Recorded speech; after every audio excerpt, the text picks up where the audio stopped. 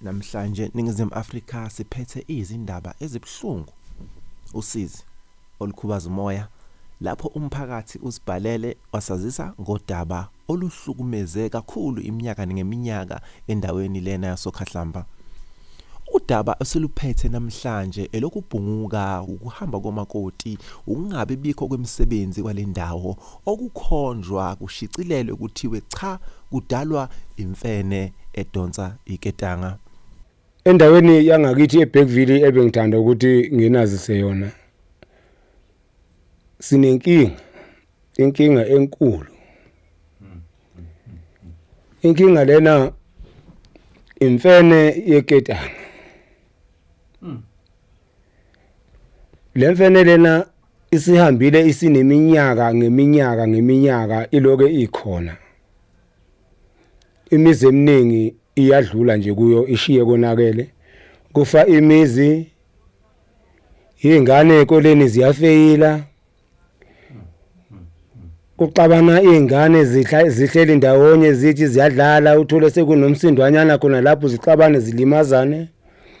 Indaba ingalemfene yeketanga. Ube ngithi mina ngiyacela kakhulukazi kithi imphakathi waseBergville noma ngabe isemoyeni noma ngabe ikodukuza komasizini kuphi lapha eBergville ngoba ngiyazi ukuthi lemfene yeketanga akukho la engakaze ifike khona la ngakithi.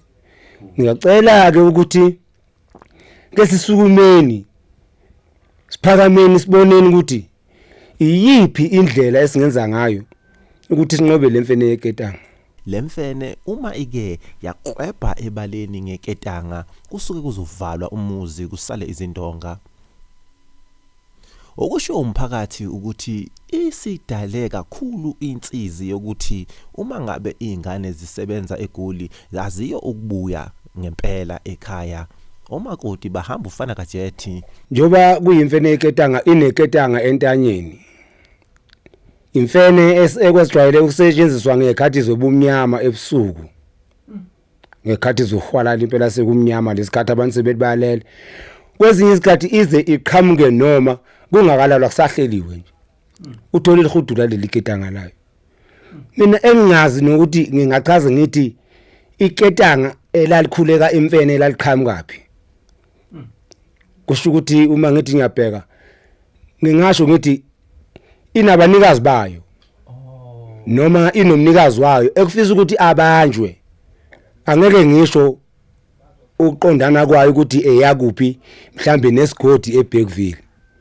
Kodwa nje imfene ekhona imizi eminingi iyazi noma ngabe ukuthi mhlambe uthi ayikaze ifike ngakini. Cha angeke ngale kodwa nje ngakithi thina iyagijima kakhulu emzini eminingi msakazi. Iyagijima. Noma ngathi ubethele indlela yini. Leyana mina angazi noma sewumakade bona wemfene ekade yaba khona seyine experience yini leya mfene. Ingena ubethelile unjalo.